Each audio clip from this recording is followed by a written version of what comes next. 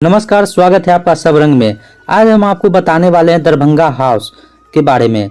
जी हाँ, दरभंगा के इतिहास के बारे में आज हम आपको बताने वाले हैं। बिहार की राजधानी पटना एक बहुत ही मशहूर शहर होने के साथ ही कई प्राचीन स्मारकों में को समेटे हुए हैं। पटना नगर का महत्व न सिर्फ राजनीतिक लिहाज से है, बल्कि ये सांस्कृतिक शैक्षणिक विरासत के लिहाज से भी अपना महत्वपूर्ण कद रखता है। हालांकि पटना में गोलघर, बिहार म्यूजियम समेत दर्जन भर ऐतिहासिक धरोहर है, लेकिन पीएमसीएच और पटना कॉलेज के बीच स्थित दरभंगा हाउस का अपना ऐतिहासिक महत्व है। दरभंगा हाउस, जिसकी भव्यता इस कदर थी कि आजाद भारत के प्रथम प्रधानमंत्री पंडित जवाहरलाल नेहरू भी यहां आने से खुद को नहीं रोक सके थे। कलकल बहती मोक्षदायिनी गंगा और उसके किनारे पर स्थित ऐतिहासिक दरभंगा पटना के करगिल चौक से जब आप पटना यूनिवर्सिटी की ओर से 1 किलोमीटर पैदल चलेंगे तो आपको पीतल और लाल कलर की बिल्डिंग दिखेगी, जो ऐतिहासिक दरभंगा हाउस है। भारत की आजादी के करीब 67 साल पूर्व राजधानी पटना में उस इमारत की स्थापना की गई, जो आगे चलकर अपनी स्थापत्य कला के कारण पूरे विश्व में मशहूर हो गया। दरभंगा के महाराज लक्ष्मणेश्वर सिंह की गिनती बिहार के चुनिंदा राजवाड़ों में होती थी। लक्ष्मणेश्वर सिंह ने गंगा किनारे 12 बीघा जमीन खरीदी और अंग्रेजी कारीगरों और इंजीनियरों की मदद से दरभंगा हाउस का निर्माण कराया। दरभंगा हाउस का निर्माण 1880 में पूरा हो गया था। इतिहासकार की माने तो दरभंगा हाउस के निर्माण में ब्रिटिश और मुगल शैली दोनों की कारीगरी को जोड़ के बनाया गया है। इन दोनों वास्तुकला की नजीर है दरभंगा हाउस। दरभंगा हाउस की दीवार हो या पाया, इसकी मोटाई 40 इंच से कम नहीं है और पूरी इमारत को सुर्खी और चूने को मिलाकर बनाया। पटना यूनिवर्सिटी में मंगत महिला कॉलेज में इतिहास विभाग की एचओडी और पटना यूनिवर्सिटी पर किताब लिखने वाली प्रोफेसर जयश्री मिश्रा के मुताबिक दरभंगा हाउस को 3 हिस्सों में बांटा गया था। एक हिस्सा राजा ब्लॉक, दूसरा हिस्सा रानी ब्लॉक। एक हिस्से में राजा लक्ष्मणेश्वर सिंह जबकि दूसरे हिस्से में उनकी पत्नी रहा करती थी। एक हिस्सा रिसेप्शन रूम था, जो अब दिखता नहीं है।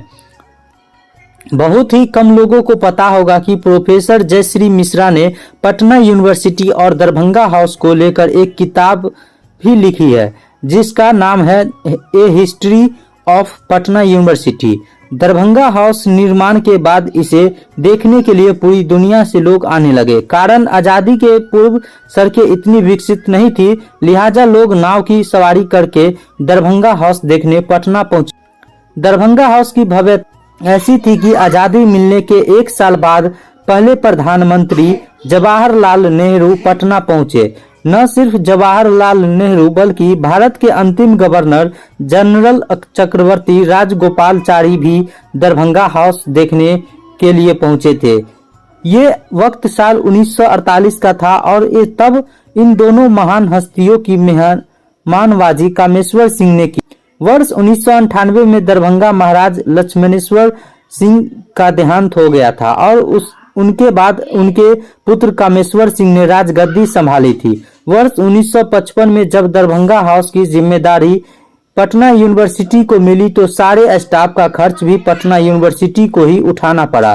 दरभंगा हाउस की पहचान सांस्कृतिक और ऐतिहासिक विरासत के रूप में रही है, जिस संजीदगी और करीने को से तैयार किया गया है उसके लोग कायल हैं। बीच बीच में पटना यूनिवर्सिटी इसका जीवन उद्धार कराती है। दरअसल 1950 के दशक में पटना यूनिवर्सिटी के विस्तार पर चर्चा होने लगी, क्योंकि पोस्ट ग्रेजुएट की पढ़ाई के लिए पटना कॉलेज में जगह कम पड़ रही थी। जिसके बाद साल 1955 में दरभंगा हाउस को पटना यूनिवर्सिटी ने खरीद लिया।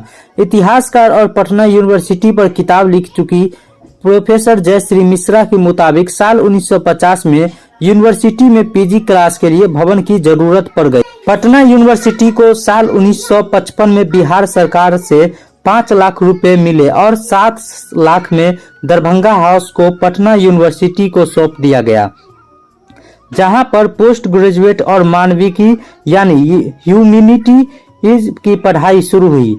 अब दरभंगा हाउस पटना यूनिवर्सिटी की संपत्ति बन चुका था।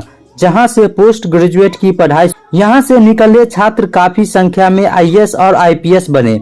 अब भी यहां से पास आउट छात्र दरभंगा हाउस को देखने के लिए पहुंचते हैं और अपनी यादें ताजा करते हैं। दरअसल दरभंगा हाउस को मुख्य रूप से दो हिस्सों में बांटा गया है, राजा ब्लॉक और रानी ब्लॉक। राजा ब्लॉक में इतिहास, अर्थशास्त्र, राजनीतिक शास्त्र सहित पोस्ट ग्रेजुएट के दूसरे विषयों की पढ़ाई होती है, जबकि रानी ब्लॉक में संस्कृत, बंगाली, अरबी, पत्रकारिता सहित दूसरे विषयों की पढ़ाई होती है। यहाँ पढ़ाने वाले लोगों ऐसे प्रोफेसर थे जिन्हें भारत सरकार पद्मश्री जैसे सम्मान से नवाज चुकी है। ऐसे ही एक प्रोफेसर थे पद्मश्री सैयद अस्करी, जो इतिहासकार थे। इसी तरह के दत्त, वीसी सरकार जैसे लोग भी यहाँ प्रोफेसर हुआ करते थे। इतिहासकार प्रोफेसर जयश्री मिश्रा के मुताबिक जब यह पढ़ाई शुरू हुई तो बंगाल, झारखंड से भी छात्र यहाँ पढ़ाई करने के लिए आते थे। साल 1955 में दरभंगा हाउस पटना यूनिवर्सिटी को हैंड ओवर कर दिया गया। दरभंगा में पढ़ाई कर निकले छात्र आज आईएएस और आईपीएस बन गए हैं। यहाँ ऐसे प्रोफेसर थे जिन्हें पद्मश्री जैसे सम्मान से नवाजा गया। दरभंगा हाउस का ऐतिहासिक, शैक्षणिक के साथ साथ धार्मिक महत्व भी है। दरभंगा हाउस जहाँ पर स्थित है वहाँ के गर्भगृह में ऐतिहासिक काली मंदिर है। काली मंदिर की स्थापना दरभंगा महाराज ने की थी और यहाँ साल में एक बार बलि भी दी जाती है। मंदिर में आस्था की जड़ें इतनी मजबूत है कि गर्भगृह में नारियल नहीं फोड़े जाते, बल्कि अगर श्रद्धालुओं को नारियल फोड़ना है तो वह बाहर ही फोड़ना है। मंगलवार और शनिवार को यहाँ काली मां की खास पूजा होती है।